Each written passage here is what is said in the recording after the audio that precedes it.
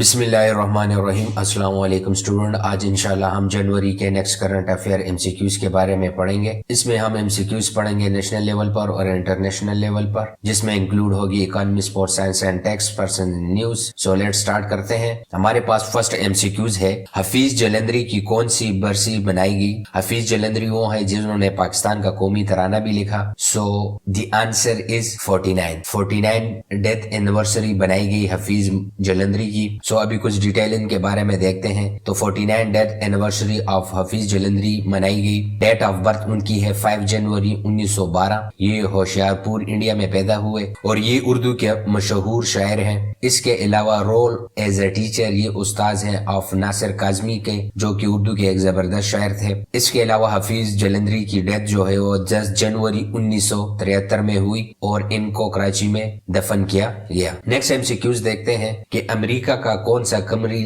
Lander mission ناکام ہو گیا؟ So it's answer is Astrobotic Peregrine. یہ امریکہ کا مشن تھا جو کہ فیل ہو گیا۔ ابھی اس کے بارے میں کچھ ڈیٹیل دیکھتے ہیں کہ یہ کیوں فیل ہوا۔ یہ پرائیویٹ لونر لینڈر مشن تھا ایک ناسا کا، اور یہ فیل اس وجہ ہوا یعنی ان ایبلٹی، اس کے سولر پینل میں کچھ خرابی آ گئی تھی جس کی وجہ سے جو ہے نا فیول لاس ہوا and spacecraft damage. This is the main reason behind the failure of this private lunar lander missions. اس کے علاوہ ابھی کچھ دیر کے لیے جو ہے نا ناسا نے اس پلین کو ڈیلے کر دیا ہے، پش بیک کر دیا ہے، اور اس کے علاوہ جو ایسٹروناٹس ہیں ان کو ریٹرن کیا ٹو دی مون۔ اور اسی طرح جو مشن چائنا کا ہے، تو چائنا ابھی 2030 میں ٹارگٹ کر رہا ہے کہ وہ لونر پہ لینڈنگ کریں، looming a significant player in the lunar exploration. اس کے علاوہ جو ہے نا اس مشن کے ڈیٹیلز یہ ہیں کہ ایسٹروبوٹک پیریگنر لونر لینڈر لانچ ہوا تھا from Cape Canaveral space force station but face propulsion system glitches. اس کی پروپلشن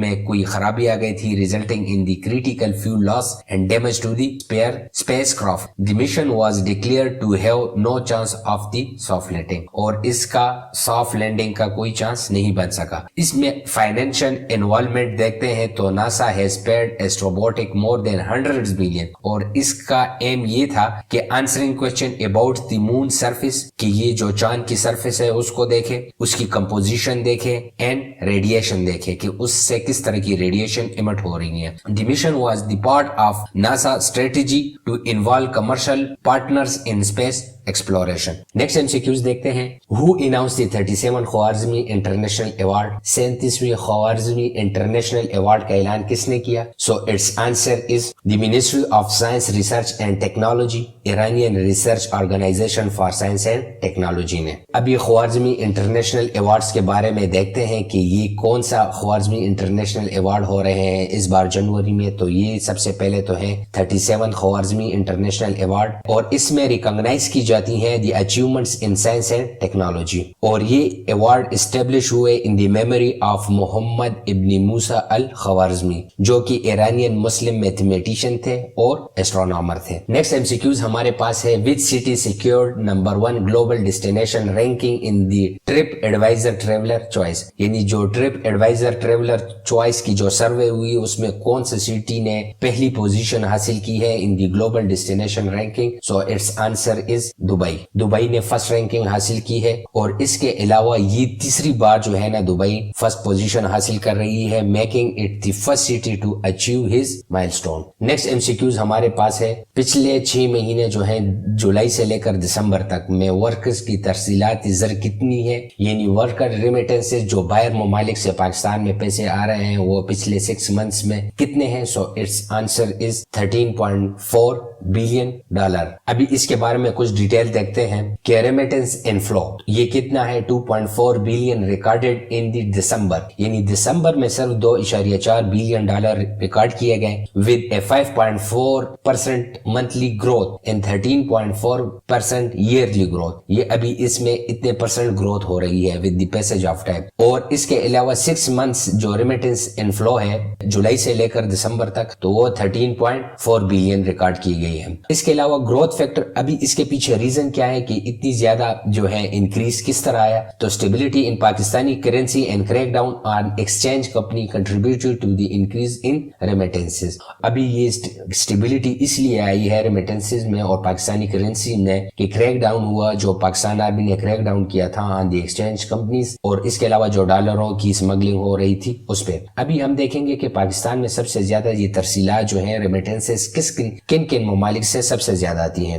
سعودی عربیہ سے ہمارے پاس ریمیٹنسز سب سے زیادہ آتی ہیں. اس کے علاوہ UAE ہے، اس کے بعد UK ہے، اور اس کے بعد جو ہے ہمارے پاس USA ہے. نیکسٹ MCQs دیکھتے ہیں. Which country PM declare 14 day state of emergency after 15 people were killed in rights. فسادات میں 15 افراد کی ہلاکت کے بعد کس ملک کے وزیر اعظم نے 14 دن کی ایمرجنسی کا اعلان کیا؟ So it's answer is Papua New Guinea. Papua New Guinea کے PM نے یہ ایمرجنسی اناؤنس کی ہے کیونکہ وہاں پہ رائٹس ہوئے ہیں اور ڈکلیریشن آف اسٹیٹ ایمرجنسی نافذ کی گئی ہے 14 ڈیز کے لیے، کیونکہ وہاں رائٹس ہوئے تھے جن کی وجہ سے 15 لوگوں کی جان چلی گئی ہے. نیکسٹ MCQs ہمارے پاس ہے. Which country polo playing prince Abdul Mateen one of the Asia most eligible bachelors married his commoner fiancee. تو یہ کس بیچلر نے اپنے کامنر فینسی سے شادی کر لی ہے؟ یہ کن ممالک کے ہیں ریسنٹلی جن کی شادی ہو چکی ہے؟